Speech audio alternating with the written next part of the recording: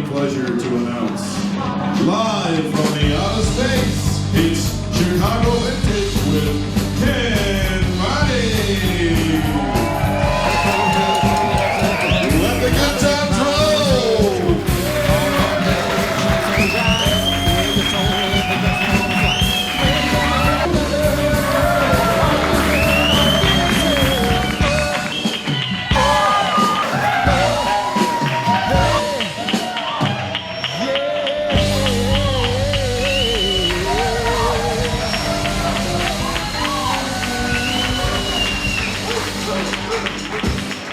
Hi there, and welcome to the Chicago Vintage Show. This program is devoted to several very, very important things. Number one, rockabilly music. Number two, swing dancing, western swing music, honky tonk music, all those things that go into the vintage lifestyle. We're going to bring all of that to you in this show, and this is a very, very special installment of the Chicago Vintage Show. As a special guest, we've got Mr. B Duquette from the Chicago Honky Tonk.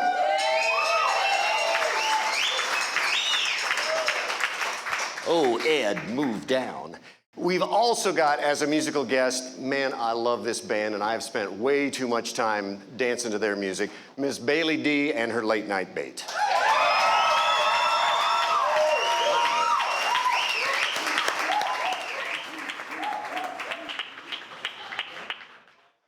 Well, since this show is all about the vintage lifestyle and things from the past, we thought we'd start things off with a little bit of vintage news. Cue the teletype. We don't have a teletype. Okay. Ladies and gentlemen, in 1959, the Second City became active in Chicago. It is now widely known as one of the most famous comedy theaters in the world, with alumni including Gene Wilder, Bill Murray, Dan Aykroyd, Chris Farley, and endless other white guys who aren't as funny as you remember them being the first time you saw Ghostbusters. In 1957, the Soviets launched Sputnik, the world's first artificial satellite, kicking off the space race between the United States and the USSR, because we all know that if you really want to force a kid to climb a tree, you get the creepy neighbor kid with the retainer and pet corn snake to do it first. In 1955, President Dwight David Eisenhower suffered a heart attack in Colorado. There was a great deal of speculation about whether or not he would be in good enough health to campaign for re-election and run the country for another 4 years.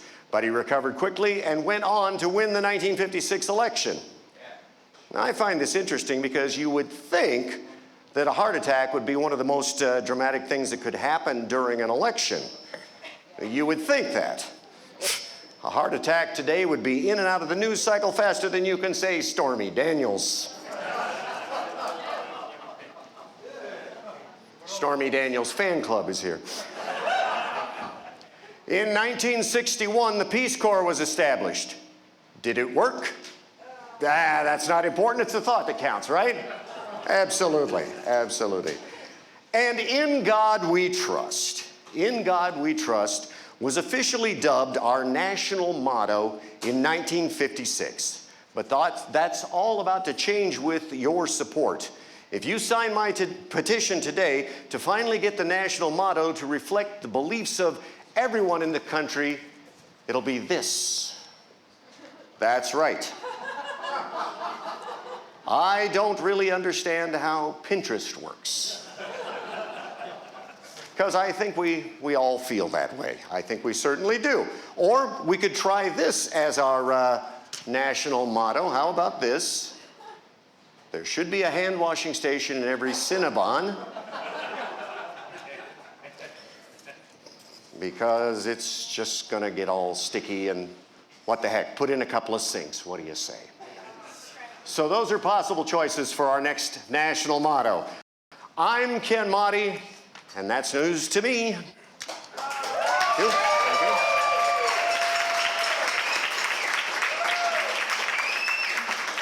Well, right now, for all you youngsters out there, we've got this young band that is just sweeping the nation, tearing things up wherever they go. Please get your dancing shoes ready. Here comes Miss Bailey D and her late night Bate.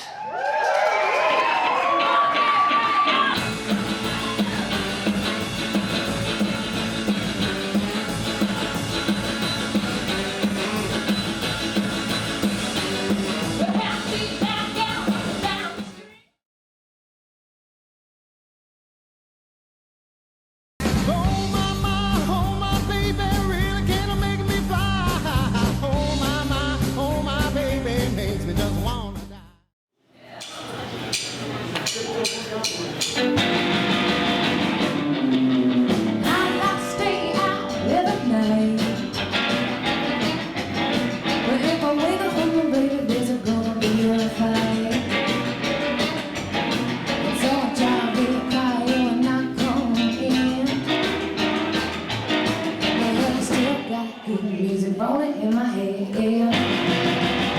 I do the tiptoe. Yeah, my baby was snoring and I got home. And so I did a little body with a salsa.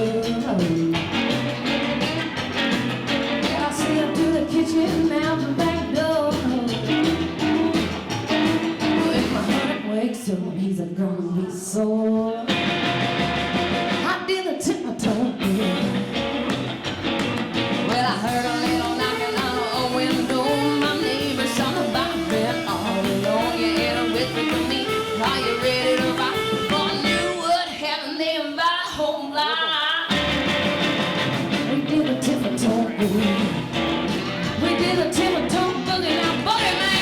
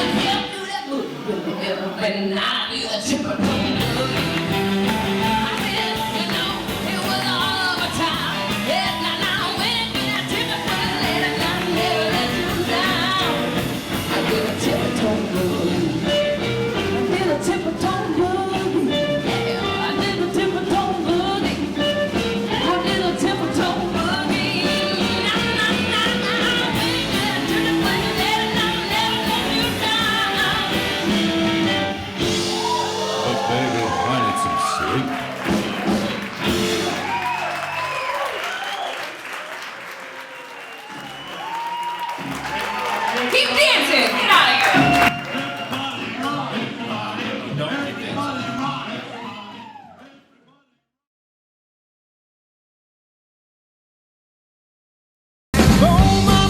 Oh my baby, really gonna make me fly. Oh my baby, makes me just wanna die. Never mind. The good news here on the program is if things start to fall apart, if things start to go south, I do have a copy of Late Night with David Letterman top 10 lists from about 1996, and oh, they're hilarious Boris Yeltsin jokes. You'll just laugh yourself silly. Well, this is the Chicago Vintage Show, and the dancing that you have seen here on the program is through the courtesy of our very good friend, she's here somewhere, Sophia Wolf, and her jiving school, jiving.com.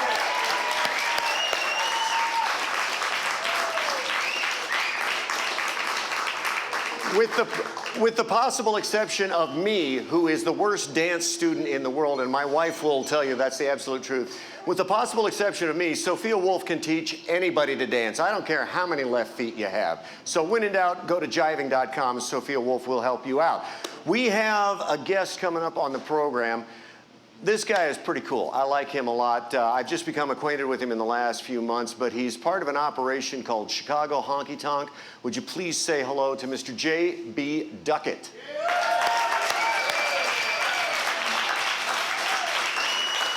There he is. Hey, brother. Good to see you, man.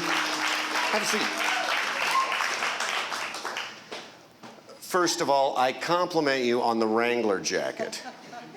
You know, if you're gonna dress, dress. Grab a mic and say hello. Take her right there. First of all, tell us about the event that you and your partner Miles and your other guys are responsible for. Tell everybody about it. So monthly we hold a matinee. It's at the Empty Bottle, and what we do is a full dance show where we have a couple bands come in. We teach a dance lesson, and then it's just a rocking good time. And it's traditional. It's a lot of traditional country and western. Yeah, so it's mostly country and swing dancing that we do. So we'll have Bailey D's been on there a couple times now. Yeah. As well as Ken and the Gym Palace Jazzers. Let's give it up for Gym Palace Jazzers. Oh gosh. I'll tell you, the couple of times that we've played the event, we've had a great time. You guys, you've got a great working relationship with the Empty Bottle, and you're bringing in excellent bands. How did you do this in association with, I forget Miles' last name, who are the folks, who is Chicago Honky Tonk? All right, so Chicago Honky Tonk is actually Dan Whitaker. Of Dan Whitaker and the Shine Bender? Mm-hmm. Megan Williams. Okay. Miles, Benjamin Miles. Miles Benjamin Miles. There you go, there you go. He was also from the Family Gold. I don't know if you've checked out Family Gold, but they're a killer band. And then myself, and that's it. That's all Chicago Honky Tonk is, really, just four of us. How did you decide? Was this one of those deals where like four people are sitting around drinking and they said, you know what we ought to do? I'd love to tell you it wasn't, but honestly it was. I think it was probably Dan. Dan came up to me and he said, you know, there's this whole local scene here in Chicago. Yes.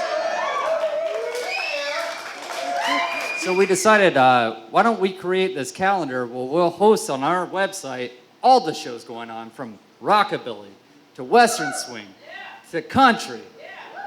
And we just put it all in one place so that everybody knew where all those shows were. And this is the flyer for a show June 17th, featuring the Country Doctors, Horseshoe Benders, and darn good poster. Do not doubt the fact that graphics are important in your public presentation.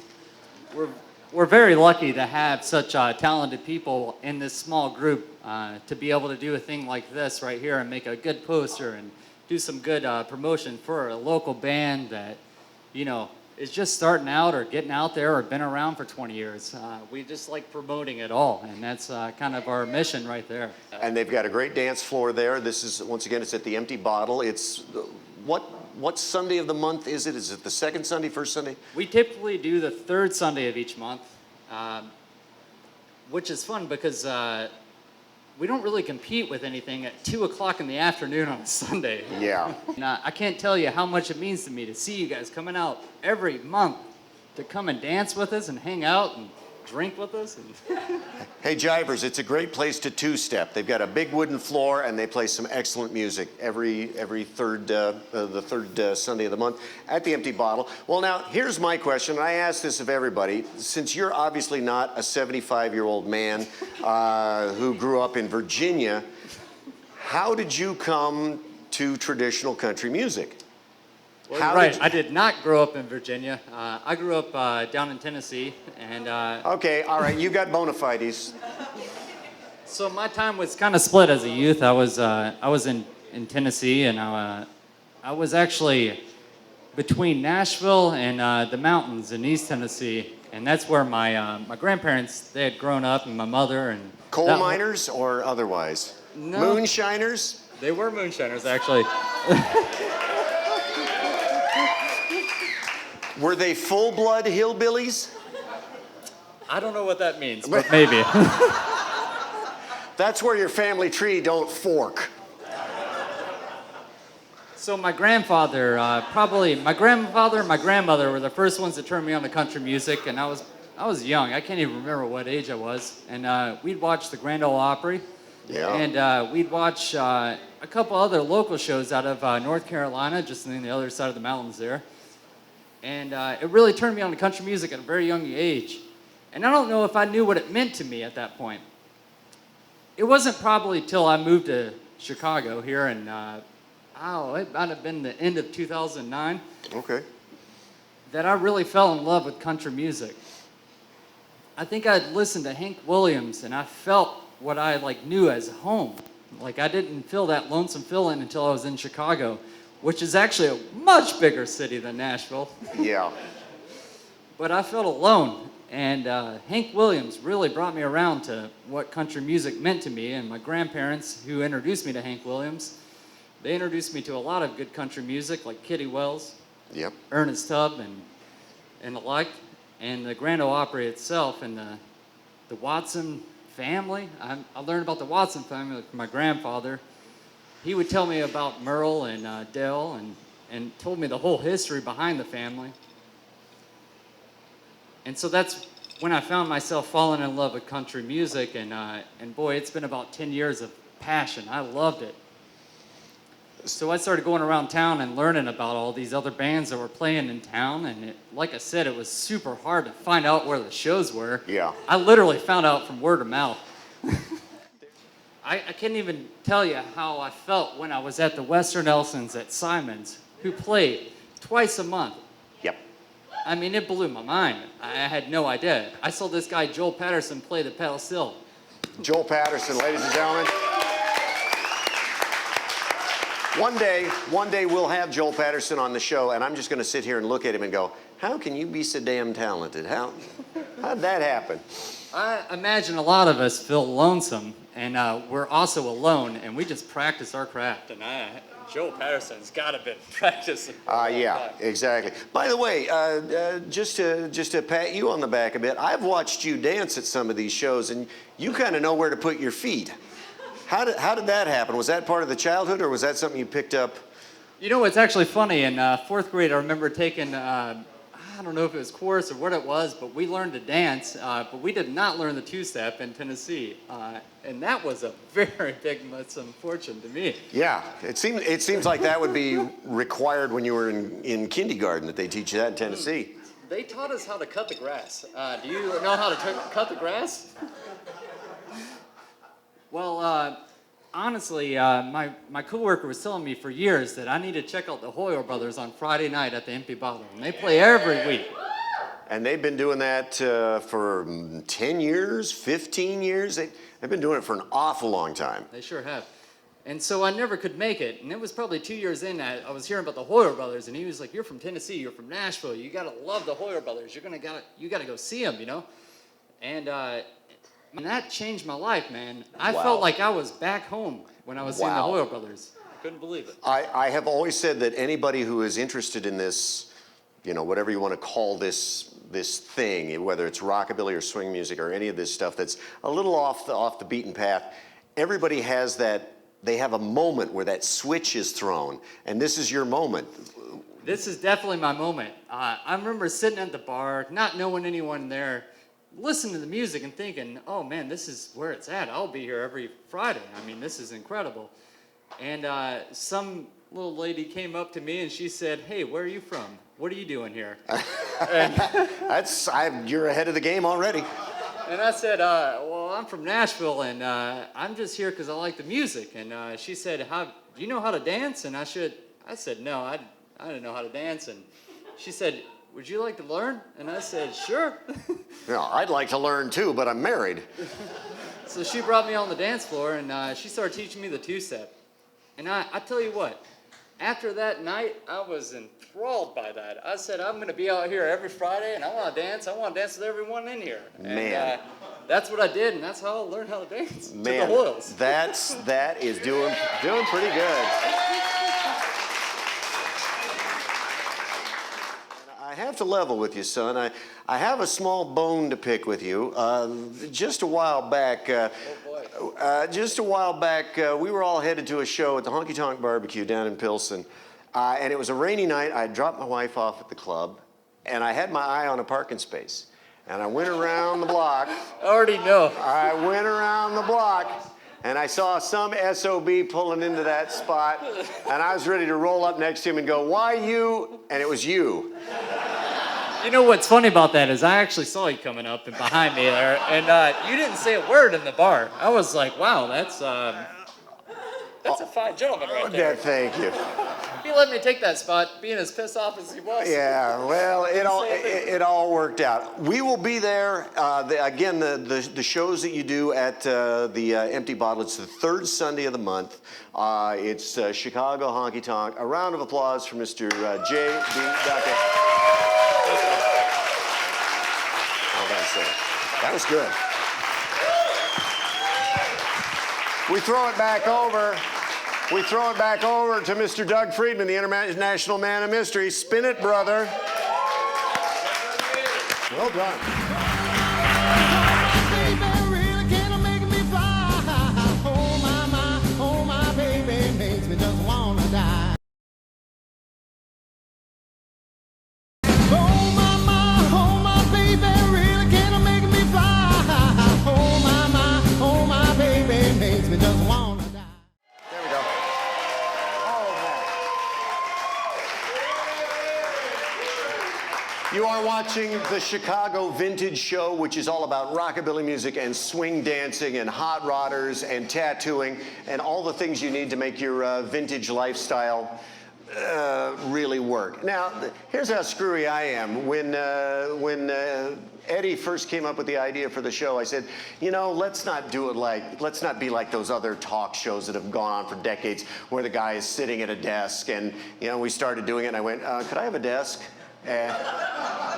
It's kind of cool. Well, this little piece, I just want to call this Ken Mott's Show and Tell, because this is an opportunity for me to kind of show off the cool stuff that I have. But keep in mind, I've been buying this nonsense since I was a little kid, all the way back in the 60s and 70s. And I'm not saying that you got to go out and buy all this stuff, but I just want to talk about some things and give you a little background. Now, I am a freak for this guy right here. This character with the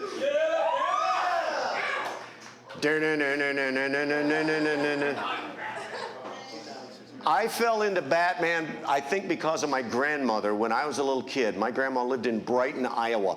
And I would go to visit her. Number one, she had color television. My family didn't have color television. And also, there was a sundries store a block and a half from her house that sold comic books. And every once in a while, now this was back when comic books cost 12 cents, no sales tax. And I would go to my grandma and I would say, Grandma, I think I need a comic book. And she would give me 12 cents and I would walk up the street and I would buy a Batman comic book. Well, 1966, my world exploded because before that, Batman had been in the comic books in black and white. And then what happened? This TV show happened. This TV show. Adam West, Burt Ward, Madge Blake, Neil Hamilton. Neil Hamilton, who played Commissioner Gordon, had been in silent movies as a screen idol back in the 20s. And here he was, number one, Neil Hamilton as Commissioner Gordon in those narrow lapel sharkskin suits with the narrow black tie. That's where I first learned how to dress myself, was watching Batman. I really want to thank the folks at, whether it's 20th Century Fox or whomever, that they finally came out with the Batman series on DVD, because there was a lot of legal wrangling over who owns what. And my buddy Robert, my best friend in the whole wide world, bought this for me for Christmas one year, and I cherish this, man. This is the best thing in the whole wide world. Now, going all the way back to when I was a wee small tyke, and you ask my wife, she'll tell you, we grew up, we weren't poor, but we didn't have a lot of money. So I didn't have a lot of toys, but some of those toys that I had back in 1966, I still have. This was one of those paddle ball games, you know, that had the elastic string with the ball on the end, and you go ka-tunk, ka-tunk, ka-tunk, ka-tunk, until you'd hit yourself in the face. The ball fell off a million years ago, but it's still got the Masked Marauder and the Joker on the back. How cool is that? I mean, this still sits in my house, and I blows my mind. The other thing that I've got, and my mother bought this for me for Christmas, I'm going to say probably in 1966, 1967. The coolest, made by Whitman. They made these puzzles, and you can get them with Roy Rogers, you can get them with Lassie. she got me the Batman puzzle, and I walk past this thing every morning when I'm getting ready for work because it sits in a place of honor in my basement. When I'm going to get my work duds, I walk past Batman every day, and I love the fact, if you're looking to, if you want to be a collector of Batman nonsense, and I just got this. I got this just about a year and a half ago from a vintage dealer in my hometown of Fairfield, Iowa, in southeastern Iowa. And the thing that you want to look for, if you're looking at these Batman things, and it's on here somewhere, right there, I don't know if you can get a shot of this, as they say in the business. National Periodical Publications Incorporated, 1966. You're looking for that, and then you know you've got one of these Batman toys that came out during the explosion that was the first appearance of the Batman TV series. So look, oh man, I can't believe I have that. I also cannot believe that I have a lot of autographed pictures in my basement, and there are a lot of autographs of people that, those of us in the rockabilly and country music scene, people that we think are famous and huge stars that nobody else knows. What's that? Well, that's an autographed picture of Ursula Hickey. Really? Who's that? That's an autographed picture of Billy Lee Riley. Who's that? It happens, but I think everybody would know. This is the only time in my life I went to Yvonne Craig's website. She just passed away shortly after I got this autograph. It's the only time I've ever gone to a website and bought an autographed picture. And it's some of the best money that I've ever spent. I had her sign it to Ken, thanks for 1967. Take of that what you will. This book just came out about a year ago. And I, of course, went to a book signing by the guys. They did a book signing right here at, what's the name of the place in Berwyn? In the Real Art. The two men that put this book together signed it for me. They were really nice guys. And this is a big-ass book all about the Batman TV series. It's a great coffee table book. It's pictures you've never seen of Batman in a bat cave and this and that and the other. It's just, I've been doing this Batman thing for so long, and the absolute proof is in the pudding of how much a psycho about Batman I am, and what a saint my mother was. Because back in 1966, 1967, and I'm a little kid, I'm like a first grader, my mom sits down, and my mom was an amazing seamstress. She sits down at the sewing machine.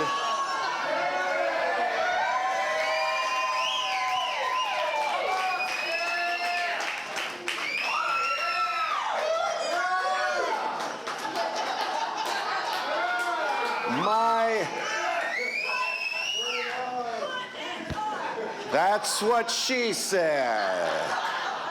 My dear sainted mother made this costume for me just from watching the TV show.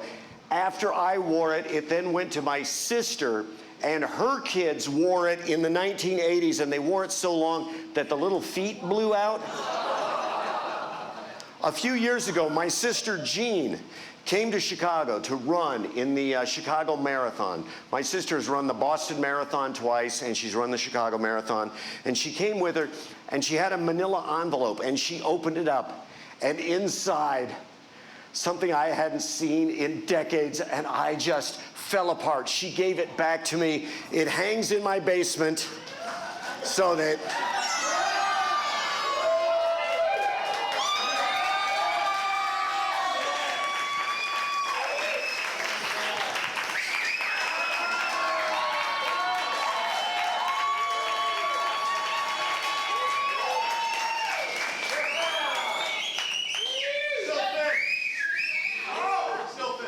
Hello, citizens. This has been the coolest. This is Ken Motte's Show and Tell. We'll be back with more right here on Chicago Vintage.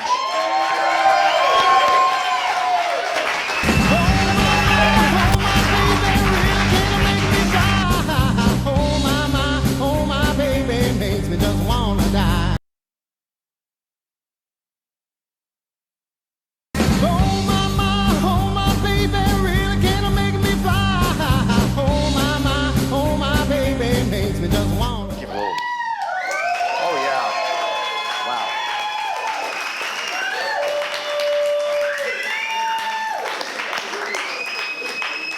I'm pretty sure the reason that you're applauding is because of the people who are with me, and because the best looking gal in the place, my wife went home, right? The best looking gal in the place is sitting right next to me. This is Miss Bailey D and her late night Bate. Say hello.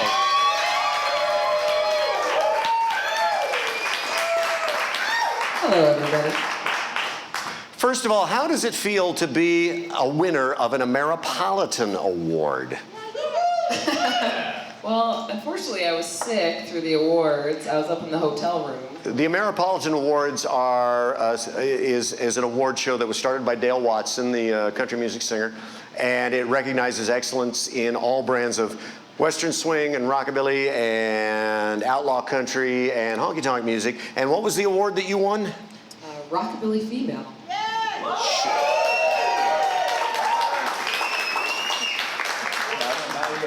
Call me crazy. Is it just that I was not paying attention when you first got the band together here in Chicago? Because it seems to me like you just almost magically appeared. I'm guessing I'm wrong about that. No, that's true. That is true. I did magically appear. Now, you are originally from Michigan. Michigan. Yeah. What was it that made you go, okay, I'm going to Chicago? A few different things. I was working at a really awesome guitar shop in Michigan called Elderly Instruments. And I know the company by name. Yeah. Elderly. I know, you know.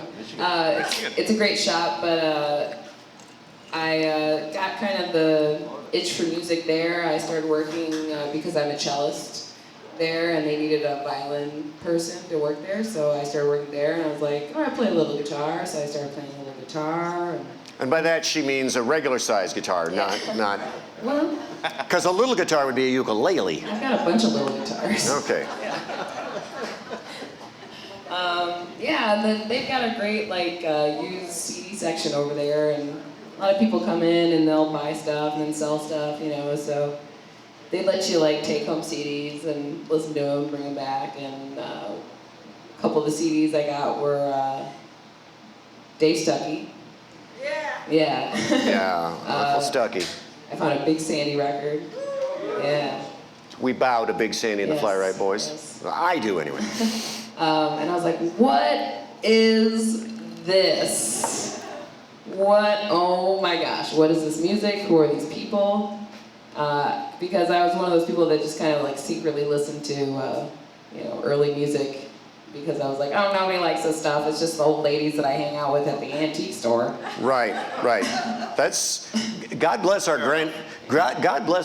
grandparents and aunts and uncles, because that's where you pick up stuff. It rubs off on you a little bit. I've said for years that the lucky thing for me, being born at the point in time that I was, is that I have a handshake relationship with people who lived in the 40s and 50s and the 30s, and people who were musicians back then. And it's great, man. It's great to get your hands on that stuff. Yeah, it really is. But, when you're growing up, in these modern times, I don't know how to say that without Yeah. sounding like a Kids jerk. today, am I right? Kids today, millennials. With your loud music and your tight pants and your music, it's nothing but noise, but they're the only kids we got, so we gotta love them. So I didn't really know that people, were making this music, and there was a lifestyle attached to it. And Tell the story. I've heard you tell this story on stage about a record that you found by a band called the Four Charms. yeah, you guys know the Four Charms. Chicago's very own. So there's another really great used record store in Lansing called Flat, Black, and Circular. I know, That's a pretty good name. Really great shop, great staff. So I found a used Four Charms CD there, and they just look cool, I just go in there a lot of times to just buy stuff that looked cool, because I didn't want to spend all that time waiting for the CD player to listen, and so I just was like, oh, this looks cool, and it was the Triskaidekaphobia. Triskaidekaphobia, yep. And took it home, and I was like, what? That was after I found the Big Sandy and Dave Stuckey, and I was like, whoa, who are these guys? And I was like, oh, it's from Chicago, that's cool. Yeah. And I started playing music around Chicago, and I was just like, there's not really a big scene there for that kind of music, and especially where I'm from, Lansing. And while I love Michigan so much, I wanted to go and try to, I don't know, like play some music and get hired. And because everybody treats you like, when you're from kind of a smaller town, everybody treats you like a little sister when you are like coming out. And I was like, come on guys, take me seriously, you know, like hire me for a gig. No, I don't want to sit in anymore, you know. So I was like, I gotta grow up and put on my big girl pants and go to the big city. So I moved to Chicago to follow my dreams. I didn't know anything about Chicago when I came here. I did not know there was a train. Okay. I didn't know research. I was just like, I'm moving to Chicago, and it was literally like a few months. Like I was just like, sometimes it's better that way. Because no, if it's not. Oh, okay. Always do your research. Okay. Yeah, I got left at a bar one night with one of my girlfriends that had just moved there as well. She's like, so I met this guy, and you know where I live, right? I'm like, no. She's like, all right, bye. And I was like, uh-oh. And, you know, now it was right in Wicker Park at the Six Corners, you know, but at that time I'm like, where am I? what the is going on? Yep. Like, what? Yep. And there's all these people, and I was like, oh, there's a lot of homeless people around here. And she's like, no, those are just hip people. Yeah, Like, those are just, they're just cool. all right, cool. This is weird. Ugh. So I sat on the curb outside the Flash Taco out there, and was very anxious. And I was like, what am I gonna do? So I was texting my friend who just moved here as well at the time, and he's like, where are you? I was like, I have no idea. And he was like, is there a train by you? And I was like, I have no idea. So I asked this woman that was walking by, and I was like, hey, is there a train around here? And she's like, are you fucking stupid? And she pointed like, There's the blue line. There it is. It's right there. But you know, in my anxiety-ridden state, I was just like, I'm lost in the big city. Yeah. What am I gonna do? So I got home to their house, and So then, when you started playing, how did you find? Because I know it took you. In all honesty, it took you a while to put the band together. But how did you find the players that you've got? Because these are top-notch players. Oh. I don't know about that. I know.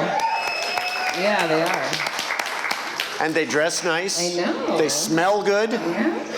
Well, one of them is a little. But which one? That's okay. That's okay.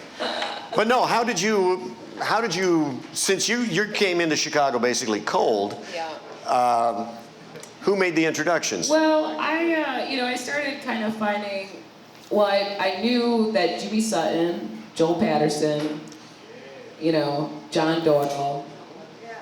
Yeah. And Jim Barclay. Yeah, and Jim Barclay, and then, you know, Alex all the time. You know, I knew these guys were here. I was like, I know you're here. I'm gonna find you. Because I had the CD. I was like, I have the CD. These guys are so amazing. And so I started going out to shows. And I remember the first time I saw them was a New Year's Eve show. I have no idea what year it was. You were there, and you guys were there, and you were there, and you were there. No.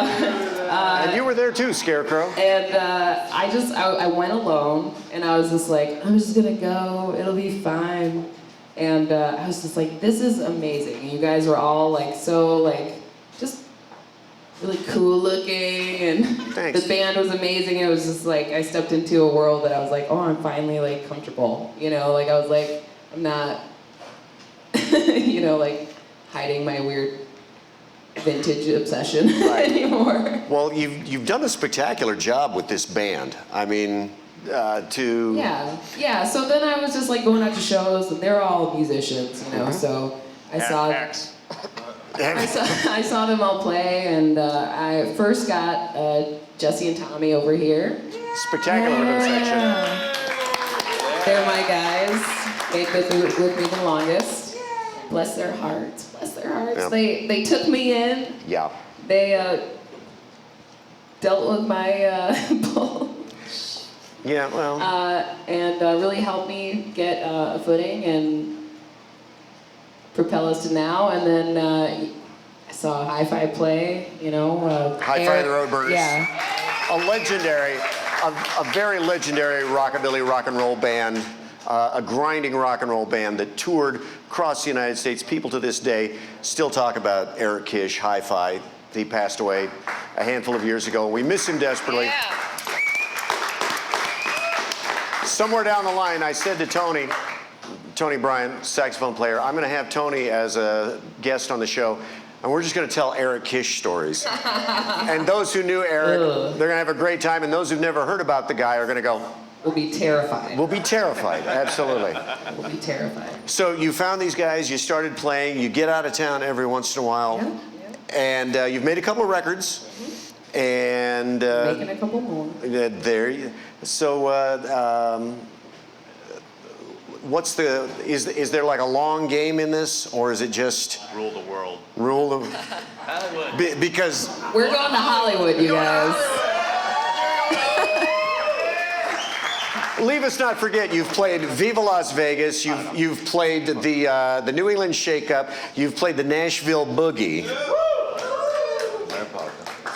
You played the Ameripolitan Awards. You're doing all right for yourself. Yeah, I sneak my way in there. Absolutely. I'm like, do you guys need a cleaning service? Or, and then I just sneak on stage, and then they're like, oh, this is all right. Just let her stay. Well, we wish you nothing but the best of luck. I'm speaking not only as the mayor of Rockabilly, which has been my joke title for all these years, but And my dad, apparently. Yeah. Or my older brother.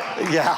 Older brother. Speaking as the mayor of Rockabilly, and also just as a guy, I am so grateful that you chose Chicago and that you brought your music to our town. Thank you. Miss Bailey D and her late night Bate. Let's hear it for him. Thank you.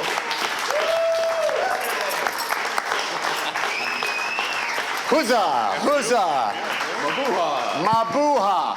Now, while they go to put on their little guitars, they're going to play some songs and do whatever they do. We've got our next guest on the program. This is exciting because this is like real life show business here. You guys are going to have to move because she's going to come in with, I don't know if she's got a bobcat or a raccoon or... It's going to be an eagle. It's going to shit in your suit. That's what I'm actually hoping it's a koala bear. Oh my baby, really can make me fly. Oh my baby, makes me just wanna die. Lisa Pancrat's on drums. So you go take a look at that on YouTube, and if that doesn't hit your monkey nerve, you and I got some words. So take a look for that, won't you? My guests here on Chicago Vintage. I have a young lady with me here. I put my notes away, but I know who she is. She's one of my favorite barkeeps in the city of Chicago from a place called Honky Tonk Barbecue. Located at the corner of 18th and Racine in Pilsen. A lot of the best bands in Chicago rockabilly play there. Bailey D, Gin Palace Jesters. Yeah. All the bands you need to know. Please say hello from Scales and Tails Traveling Zoo. This is Beth Wagner. Hello, hi. Well, you know, I don't usually mix honky tonk and scales and tails. They're like, that's my invisible side of life. Right, exactly. When we're on TV, Willie's honky tonk and... Is that how it works? Well, fabulous. Well, you've been in this game of exotic animals for a very long time, haven't you? Yep. Let's see. It's since 1990. Okay. So now what is it that you do with these little critters? Well, I do an educational encounter with exotic animals, and I have a beautiful collection of animals that people have given me that they don't want anymore or don't fit in or something like that. So I have all different animals. And then I go to schools. Today I went to the Downers Grove Public Library. Very nice. Then I did a block party, and then I did a show at a graduation for a 13-year-old. And then after that, I went to a little boy who was crazy about snakes. It was his 6th birthday, and it was a surprise that the snakes were in this big giant bucket. And, you know, and he now, was for like... most of us, a big giant bucket of snakes is... Amazing. Yeah, okay. It's amazing. For a real animal kid, that is an amazing thing. A real animal kid loves if you bring bugs or snakes. If somebody says that, oh, my kid's really into animals, can you bring a bunny? Then I know that's not. That's not an animal kid. I want the snakes. The snakes. If you're yeah. coming to our house, you can bring the bunnies because The we bunnies, like okay. bunnies. Well, I picked some really cool animals to match your guest star here. And she wore the perfect outfit for this also. So what do we have? Can you? So I brought some chinchillas. And, oh, by the way, no snakes. You know what? Every show is going to be a different animal, and it's got to match the person. Okay. And there's nobody better to drape in chinchilla than Bailey D, don't you think? Absolutely. All right. You know, Although chinchillas are really interesting because, you know, they're the softest of all the mammals. And that's because each follicle has 50 hairs come out of it. Wouldn't that be great? And here I thought my wife was the softest of all mammals. What a nice thing to say. I'm getting breakfast in bed for that one, I Not hope. to touch. Here's some cornflakes in a pillowcase. Boom. Super soft. Super soft. Oh, I have heard it said now in front of a live chinchilla. I hate to talk about, you know, their skins, but I remember seeing as a kid where you could take a big piece of chinchilla and like run it through your wedding ring, that it would fit through a little. Oh, I believe that. And you know, they have really, really delicate bones also. Do they? So they're very, very delicate little animals. And the ones that we see in the pet stores and in the fur coat industry, they're all from 12 chinchillas that a man brought back from Peru in 1928. No And kidding. the first time that he brought them down the mountains, what ended up happening is they all died.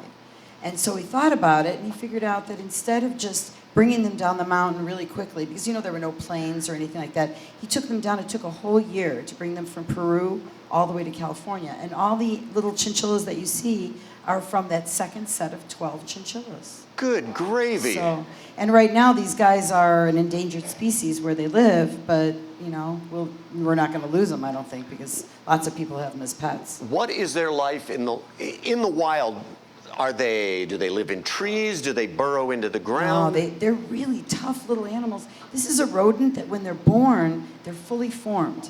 So that means that their eyes aren't closed, they have full hair. That's very unusual for a rodent. And then within 3 days, they don't need mother's milk. Wow. They still will drink from the mother, but actually what they do is they eat food right away. And it's a real hard scrabble life because they have to like dig around in the mountaintops and just eat like whatever roots and everything that they find. So it's not a really easy life. And here they're very delicate with weather. So if they're in too hot of weather, they don't work out. They don't make it. They don't make it. So, by the way, these do not make, well, some people might think they make good pets, but they live 15 years. And the bad ones live forever. Okay? So it's not a really good one to. And they're all related. Yes. Well, sort of. They all came from right. that one group. I'd never heard that story. That's spectacular. Now, a lot of times when you have a chinchilla, though, they're really anxious animals. Yeah. You really have to work with them a lot in order to get them so that you can just sit like this. But even at the zoo, when they're at the zoo, if you reach in, they're like jumpy. But a lot of people don't understand that you really have to work with an animal that's like that until they're handleable. So is their diet strictly herbivorous? Yes, and That's nice a $2 word yeah. right there. You didn't know I knew the word herbivorous. I don't know what it means, but I know the word. Well, it's nice because they eat a pelleted food. Oh, do they? So I don't really have to think about it too much. So you go down to the feed store. Yeah. And yeah. you get you a big old bag of Yeah. Purina monkey chow or chinchilla Feed chow. store, yeah, in Summit, Illinois. You yeah. do come to that one. That's the best one in the world. When that place closes, I don't know. Next time It's a whole era will be over. That's fantastic. One of the brothers just died, and you know, it's really sad. Well, I'm gonna. Now, does she look good in chinchilla? No, wait, hold on, because we said we're gonna drape you in chinchilla, all right? But you know what? Hold on, let me see. This might sound silly, but what is the day in the life of a chinchilla? I mean, are they up at night? Are they up in the day? Are they up? Do they actually No, I sleep? never really noticed. They're up whenever I want them to be up. Ooh, this one's a big-eared They fella. take naps. Wait, hold on one Okay. second. Let me just put a. Here we go. There we go. Chinchilla hat. You know, that's worth like $6,000.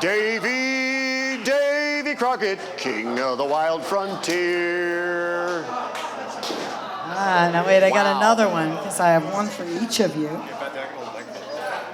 I pray to God somebody's taking a picture of this because you might not believe this. I've never had a chinchilla on my head. Never, never, never. Hey, buddy. All right, and yeah, we'll get one picture, and then Bailey D is going to get draped. The ones that are on Jason's head and my head, they're trying to figure out what they're sitting in because it's very greasy. It's neither animal, vegetable, or mineral, whatever this stuff is. Holy. I think it's pooping on my head. I hope it's pooping on my head. Can't wait. No, Davy Crockett for you. Yeah. We'll do a Davy Crockett. Oh, there you go. Daniel Boone, there it is. There we go. That's Davy Crockett, right? Yeah. For the young people out there watching, this is the reason you get into show business, is to have a Wear chinchilla. things on your head. To wear a chinchilla on your head. Aren't you glad now I didn't bring a cougar? Next time. Yeah. I want to wear a cougar on my head. Yeah. All right. Fantastic. Thank you. She will be with us every time here on the program, and we're gonna work our way up to like some really cool animals. some big, oh yeah. There we go. Wow. Ah, nice. Nice. Now look at that, how it looks on the back. It even looks like a hat in the back. Turn around there. And they're so docile. Beautiful. Draped. just- Once you're draped in chinchilla, you're ruined for life. That's it. Once again, she's from Scales and Tails Traveling Circus. How can you be? 1 second. One more thing. We're Okay. gonna take a bath for you guys. Oh, I know about this. I know about this. 'Cause these guys, their hair is so thick they can't take a bath in water. They take a bath in dust. Baby, that's a Saturday night Yeah, right there, you man. go. That. By the way, you guys had all these oil and grease on your fingers, Yeah, and yeah, that yeah. clogs their hair. So, That. and look at that, it's like minerally. See how sparkly it is? And chinchillas make a lovely centerpiece. Yeah, there you go. They really do.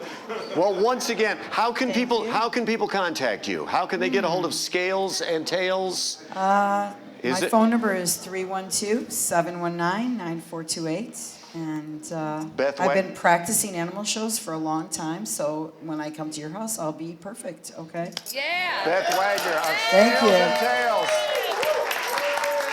We are live from the outer space. You are watching the Chicago Vintage Show. Yay! Take it away over in the booth there, Rico. Kill him. Kill him.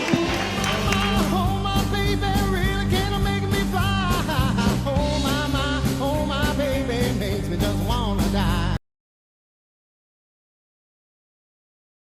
Oh, my baby, really kinda making me fly.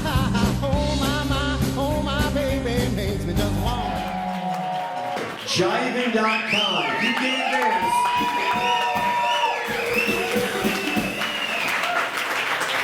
Sophia is one of my favorite people. She really is, and I appreciate what she does. And we're going to have just a little bit more dancing here to send you on your way. This has been and will continue to be the Chicago Vintage Show. Our musical guest has been these young SOBs, and I love them to death. I resemble that remark.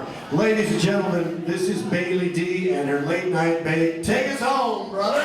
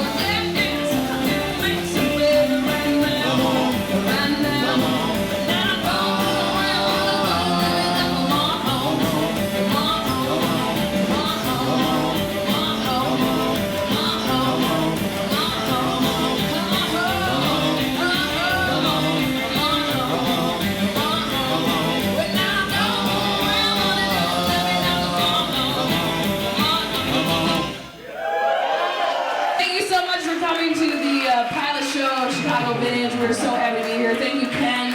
Thank you, JB. And you guys did. Thank you, Beth. Chinchillas. I know, I never thought I'd be drinking chinchilla. Finally happened. I told my mom already. She was very impressed. I know. So if anybody has any chinchilla they would need to get rid of, let me know. For cheap. So we got one more song for you guys, and I think, and then our very favorite DJs from Chicago, Mr. Dougie and Rico, Killer Dinner. So please stick around, keep on dancing. In the meantime, how about we have a party, you guys?